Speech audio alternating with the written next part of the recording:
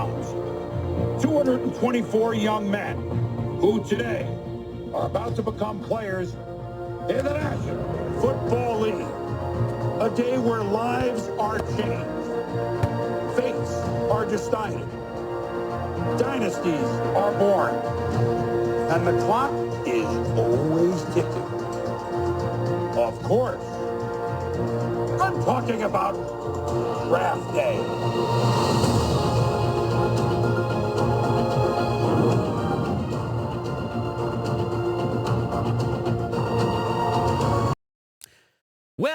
Well. Hello, everybody. Game time, Brian, otherwise known as the mailman, but not today. Not today. We sit here on a Sunday, 69 days before the NFL draft. We love the draft here on this channel, as well as my partner, Primetime Phil. We will be bringing a lot, and I mean a lot, of content out to you guys regarding the draft. Look for something this week. But I digress. Before we get to the draft, we have to outline what is on the horizon. What is on the horizon for the NFL and, more importantly, our Dallas Cowboys? Yes. What is, now that the coaching staff is finally filled out? The coaching staff is filled out. Love it, hate it, just glad it's done. Just glad it's finally done. All the shenanigans are over. All the Dion talk is history. I'm glad it's over. Brian Schottenheimer is only going to be as successful as what, you say, Brian? What? Only as successful as what? Only as successful as the GM is allowing him to be successful. Yes, I said it. I'm not asking for first day necessarily. I think we do need to be active first day. I do. First things first, Micah has been begging and pleading for a contract. He met with Jerry Jones in the owner's suite at the Cotton Bowl, a.k.a. AT&T Stadium. They met. They talked for 2 hours after the game was over. Yet he was floored when they did not bring back Mike McCarthy and chose to go with Shallow. They didn't go with Shoddy right away. They went with, well, we're going to go on an extensive coaching search and only to come back to Brian Schottenheimer. Now, I feel more comfortable with Schottenheimer than I have felt with anybody that we've kept and hired in-house. You know what I'm saying? We had Wade Phillips. You had Chan Gailey. You had Coach Clapp. You know, I feel more, I mean, you had the Dave Campo. You know, I feel more confident with Schottenheimer because of the years of experience. But he's only going to be as successful as what the general manager is going to allow.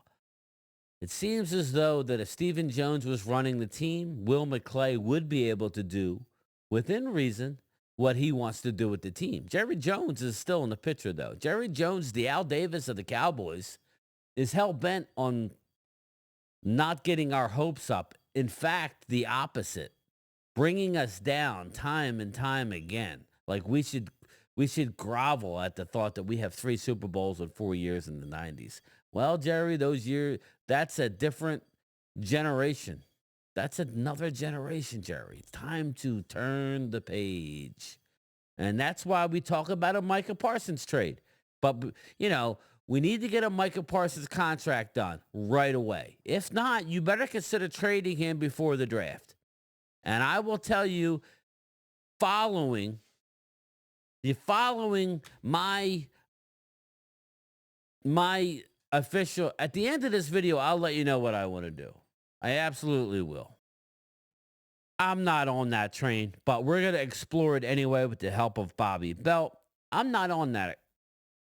We'll just give you some idea of what is out there per a few GMs, okay? It should be fun, but I'm on board with getting Micah done, number one. Then you know you're going to flip the switches right around the same time that free agency opens. You need to identify now what you're doing. with the franchise, with the free agents. Jordan Lewis, Osa Odigizua, Golston. Those are three that you better try and get back.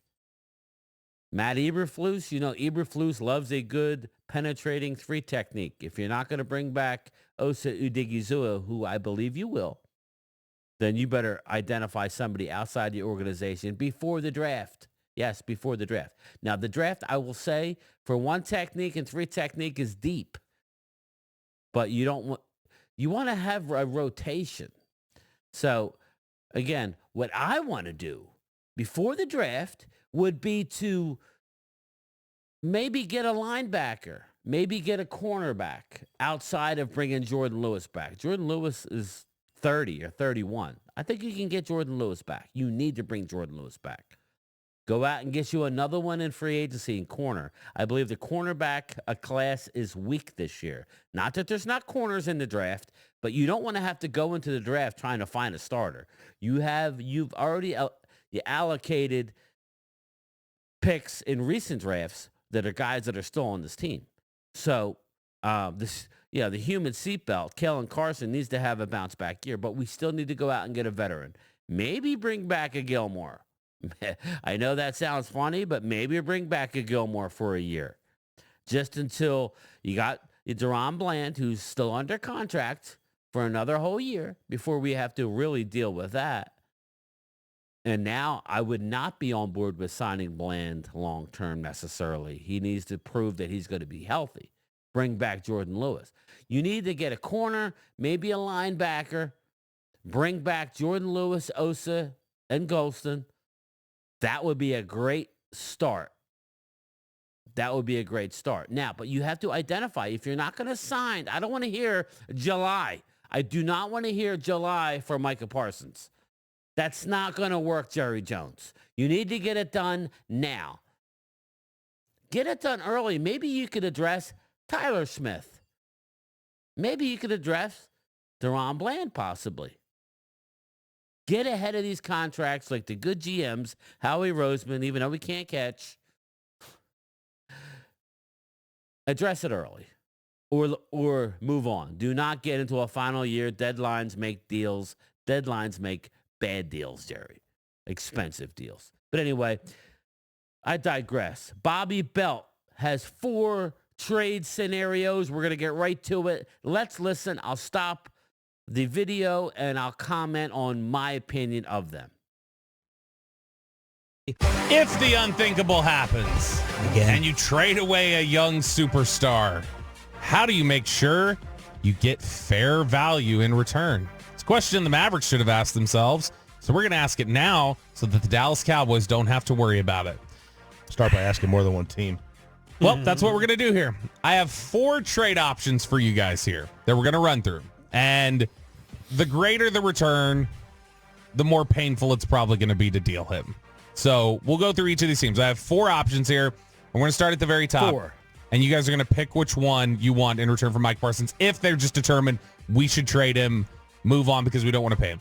Again, nobody's saying this is what reports are or that they're going to trade him. This is just under the circumstance of them kicking around internally, which Ian Rappaport reported, that they asked themselves, what could we get?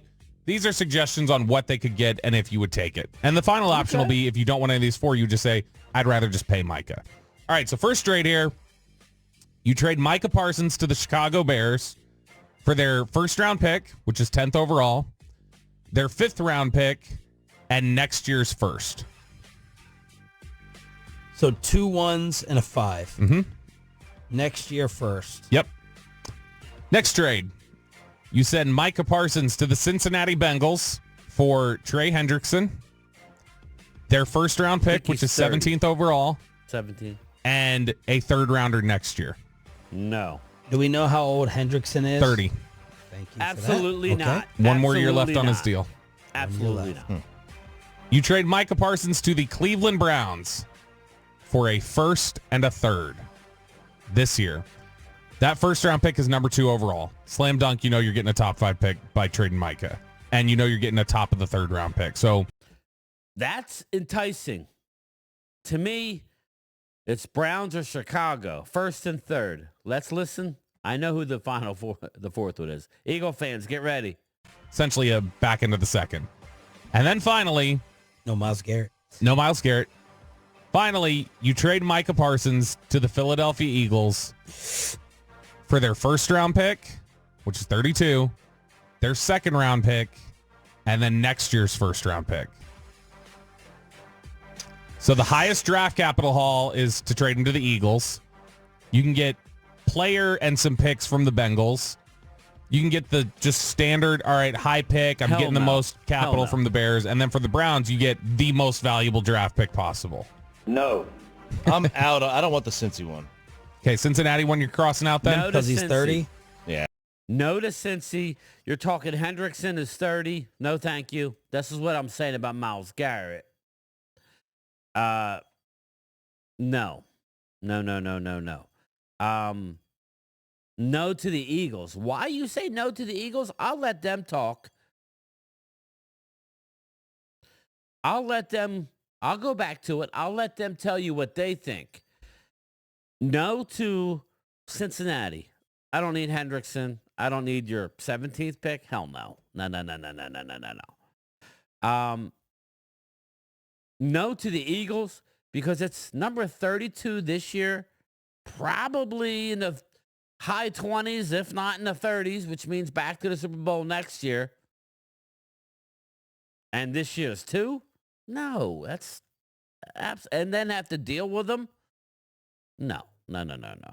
It's a tough call. It's a tough call between the Browns, the second overall, and a third. That's it. But the only way I would do it is if I knew I could trade that pick. If I could trade that pick and stock up, I want the Browns pick. If I could trade that pick, but believe it or not, I don't have faith in my general manager to do so. They always seem to take less in trade than they should. Actually, what I like is Chicago Bears number 10 this year and number 1 next year and a 5th round. I like having 2 1s next year, and I like having 10 and 12. I do. I like having 10 and 12 this year. You could get an edge rusher and a running back. You could get possibly Ted McMillan or, I don't know. Put it in the comments. Do you want the Browns' second overall and 3rd round pick, which is at the top of the 3rd? We don't have a 4th, so just keep that in mind. Or Chicago, you get number 10, whatever their 1st round pick is next year, and a 5th round this year. But that the Brown pick could be more. I would rather have the Brown pick and get another boatload of picks. But do you have faith that our team can do it? Yeah. Good player. You know that for the next 3 years, he'll probably be better than somebody you can draft in the 1st round, though. No, thank you. If you're trading Micah, And you're still getting a 1st and a 3rd. it's probably a long-term play, right? The Cleveland one is interesting because I don't have any use for the 2nd overall pick, You want to trade it. but I want to trade it. You could get if Tennessee takes Cam Ward like this. Travis Hunter or the next Micah in Carter. Which, honestly, I don't want the top non-quarterback. It's an expensive risk. Okay. Right? I would rather trade down, get a couple of ones. You know what I mean? You get more for Hold that. the Raiders hostage for Shador. Sure. So then you would trade down, you get 6, and you probably get next year's 1, and then you still have Cleveland's 2, which is a late 1st, essentially. Cleveland's 3rd. I'm sorry, Cleveland's 3rd, which is basically a late 2nd. Mm-hmm. That one's interesting.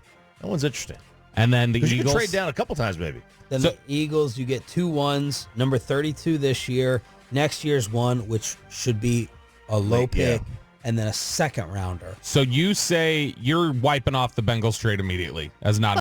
Hell nah. No. Hell to the nah. It is windy outside. Wow. Not wiping it off, just on initial. It's like, you're trying to get cheaper. Yeah. I'd probably cross out the Bengals one as well. So we'll say Bengals trade is not happening. So that one's out. So then you're left with the Bears, Browns, Eagles, or just re-sign him. The Bears one is the one I'm thinking about because I'm trying to assume that they're going to be bad again. All right, even though there's reports that Caleb's quarterback coach didn't even, like, Caleb had to bring in outside film reviewers because they weren't studying the offense enough. So 10 next year, top 10, two top 15 picks. Yeah, I think I'll be conservative. Top 15 is probably fair for next year. Two top 15 picks and then a fifth. So basically 2 top 15 picks versus Cleveland, which I'm going to try to turn into 2 top 15 picks and a third. And you do with the Bears get that top end of the 5th rounder, so that 4th you traded for Mingo, you mitigate that a little bit. Right. Is there an easy winner for you here, Bobby? I like the idea of getting the number 2 overall pick in the top of the 3rd. I kind of do too, but only again. That's for me. I'm. It just opens up options. Yeah. Even if you want to trade it, it opens up options. You know one of the quarterbacks is going to be there. You can absolutely hold somebody. Teams trade more value. The trade value chart doesn't exist. It's the who's on the board value chart that exists. I asked Hagee. I went down and got a drink during the break, and I was riding back up in the elevator with Hagee, and he said, "Don't you have a segment coming up?" I was like, "Yep, we're about to trade Micah." And he said, "What are some of the offers?" And so I threw some out. He was like, he's like, "Give me a first, second, and another first." The Eagles can have him. But then you have to look at him in the green. Yep. So the biggest trade return gets you directly across from him twice a year. Return, in my opinion. Or do you just say, I'm not willing to do any of this, I'm just re-signing him? All right. That's it for that. I ask you, Cincy, Hendrickson, or Fredrickson, I think it's Hendrickson. Hendrickson and their, that's a no. Eagles, at first this year, it's the last pick in the first round, and it's going to be high 20s, if not 31, 32 next year. And a second, which is the bottom of the round 2 second. That's a no for me. That's an absolute no. It's me, I'm really looking at that Chicago Bears. Unless I can make a deal. Unless I can make a deal with that Browns pick. I mean, I know that I have a partner. I mean, I got to have a trade partner. I don't know. That's a tough one. You let me know. I'm going to put it in here. Eagles, first this year, just put 1, 2, 3, or 4. Number 1 is going to be Cincinnati and their number 17th pick and Hendrickson, the edge rusher, who's 30. That's number 1. Put 1 in the chat. Number 2, Eagles. You get a first this year, which is 32. A first, which is next year. It's going to be late. And a second this year, which is the bottom of the round second. That'll be number 2. Chicago Bears. A 1 this year, which is 10. Their 1 next year, which is unknown. And a 5 this year, which will help you mitigate the 4th that you don't have. Or the Browns. You get the number 2 overall pick this year and then a 3rd round pick for Micah Parsons. That would be 4. So that would be Cincy trade 1, Eagles 2, Chicago 3, Browns 4. I don't. Or re-sign them. Or re-sign Micah Parsons and keep him on the team. I'm leaning on re-signing Micah. If you can't get 2 1s, and one of the ones is in the top 10 of the draft, that's why I like the Chicago one more than the Browns. I like the Browns, but you got to tell me what we're going to be able to trade.